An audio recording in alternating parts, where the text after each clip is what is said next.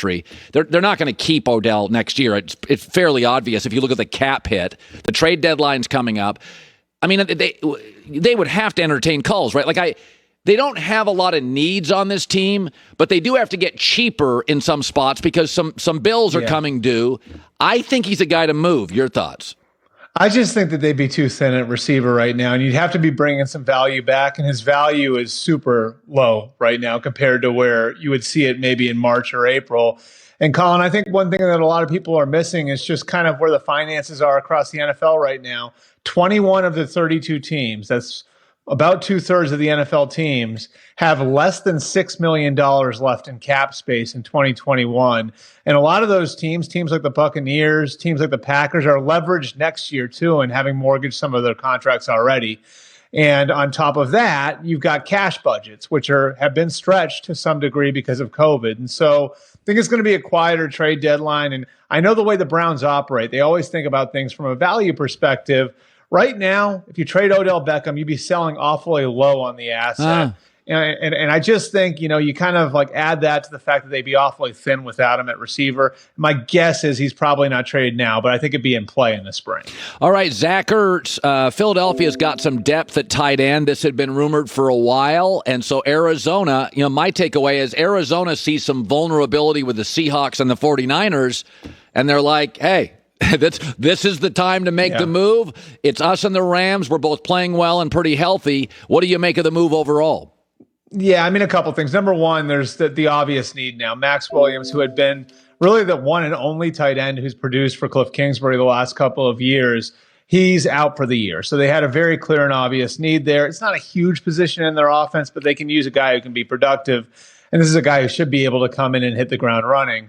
And then the second piece of it to me is sort of where they are as a franchise right now. And that I think both Cliff and Steve Keim, the general manager there, were fighting for their jobs coming into the season. Now, the heat's off a little bit because of where they are, but you think about kind of the spot they are organizationally, having gone into the season in that position. And also, after this year, Kyler Murray is eligible for a new contract, which could change the dynamic there completely. So if you're the Cardinals right now, you see this maybe as the end of the window where you have your quarterback on a rookie contract because he's going to need a new contract fairly soon. And so this is the time to continue being aggressive. And so I really like the idea of going and getting Zach Ertz. And like you said, I do think that they sense that the NFC West might be there for the taking. Regardless of what anybody thinks of John Gruden, the organization still needs a coach. They have an interim. I thought Mark Davis sort of hid from the situation and forced his quarterback and his GM to take all the bullets. But regardless, at some point, this is an NFL franchise with some really good weapons and a very, very talented quarterback that I think would be attractive. Vegas is a great city to live in. Where do you think we know we have an interim coach, but do you think will they go out? I mean, they spent money on Gruden. Will they go out big game hunting when they look for a coach? I think there's an opportunity to here. I mean, like you said, there's a lot going for that team. I mean, I know we've sort of regarded them as a dumpster fire in recent years. They've actually sort of stabilized from a stadium and revenue standpoint. They're in a stronger position maybe than they've ever been before. And then you look at the roster, some of the young guys who've come along, the receivers, the offensive line, some of the young players they have up there, and where they've been even from a wins and losses standpoint, 7-9 and 8-8 the last 2 years is better than they've been. And so I think there's something to offer there for a head coach. And maybe that means they go and do, what the Niners did with Kyle Shanahan, what the Rams did with Sean McVay, what the Chargers did with Brandon Staley, and trying to go and find their own guy. But they could go big game hunting too. And so I sort of wonder, you look at the Raiders' history with diversity, how ugly the situation was for them. If you're the Raiders, do you take a big swing? Do you maybe go and try to get like somebody like Mike Tomlin out of Pittsburgh, who's been going sort of year to year on his contract? Yeah. I wonder if Mark Davis has something like that in him. He went down that road with Gruden. Obviously, it took him a few years to get John Gruden back to the Raiders. But I wonder if there's some sitting head coach out there, and Mike Tomlin's just the one that pops into my head because he's been in Pittsburgh for 15 years now, But would he be willing to make a run at somebody like Tomlin to kind of rebrand the franchise in Vegas going forward? Yeah, that's really, really interesting. Also, Eric Bieniemy, that's an interesting one. You come from somebody in division, you weaken the Chiefs, perhaps, you strengthen yourself, take away from a rival.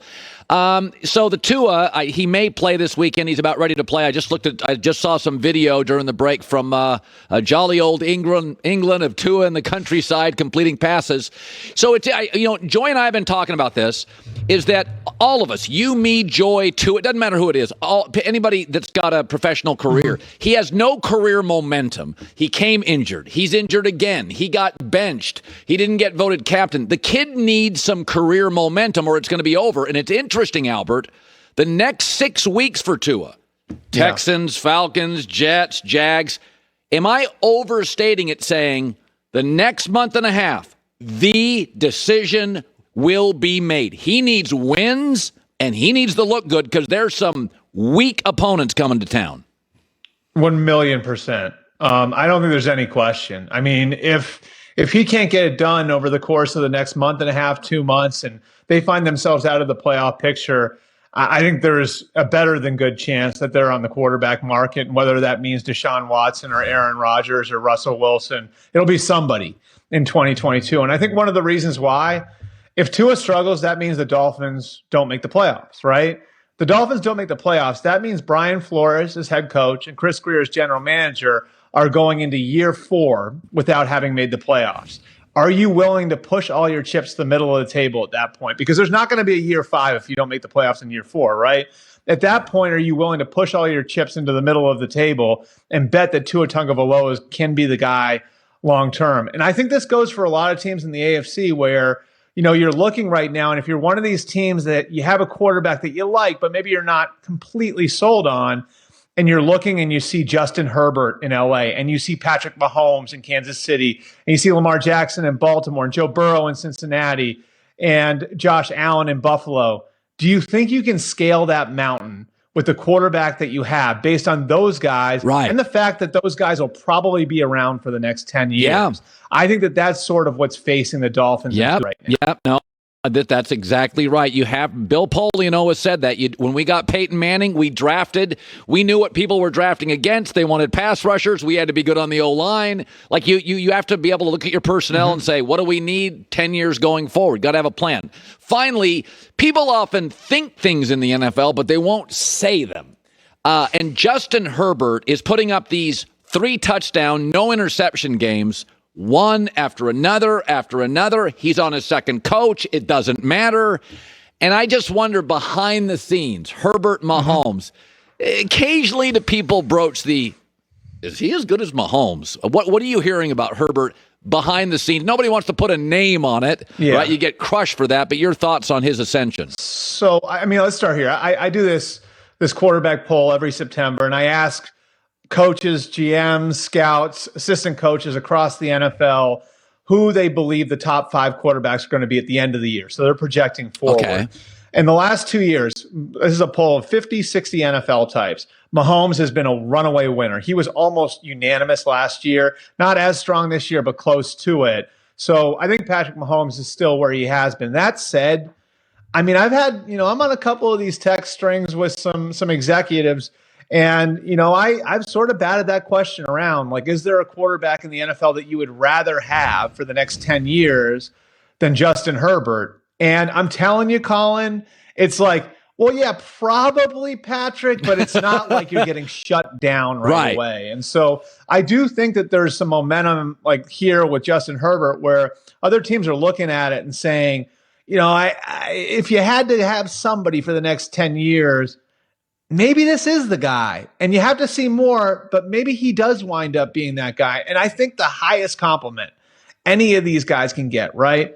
Teams right now are going back and looking at what did we miss on Justin Herbert. That's what they've done with Tom Brady for 20 years already, okay? 2 years into the league, teams are already going back with their scouts and looking, we didn't have a great grade on Justin Herbert. So what exactly did we miss here? What part of the equation did we overvalue? What part of the equation did we undervalue? It's a really interesting dynamic, especially when you consider The guy was the 6th overall pick. It's not like he was a 5th or 6th round pick. Yeah. Albert Breer, Monday morning quarterback. Great seeing you, my man. Have a great weekend. All right. Thanks, Colin. Yeah, I mean, I think that's, you have to be able to self-scout and figure out why didn't we have a very high grade on him. But I would say this with quarterback, too. It's really hard. It's not like a speed position or a jump position or a catch position. Some of it is just like, cognitive. Do you like to get hit? What happens if you have a bad coordinator? I still contend Josh Allen's a great example. In fact, I would use Lamar and Josh Allen because they look like superstars, right? Good God, they got really good coordinators. I mean, Greg Roman and Brian Daboll really deserve a lot of credit. So it's not that they wouldn't have succeeded, but it's like everything else in life. Nobody lives on an island. I've had great luck, Joy and I. I mean, there's just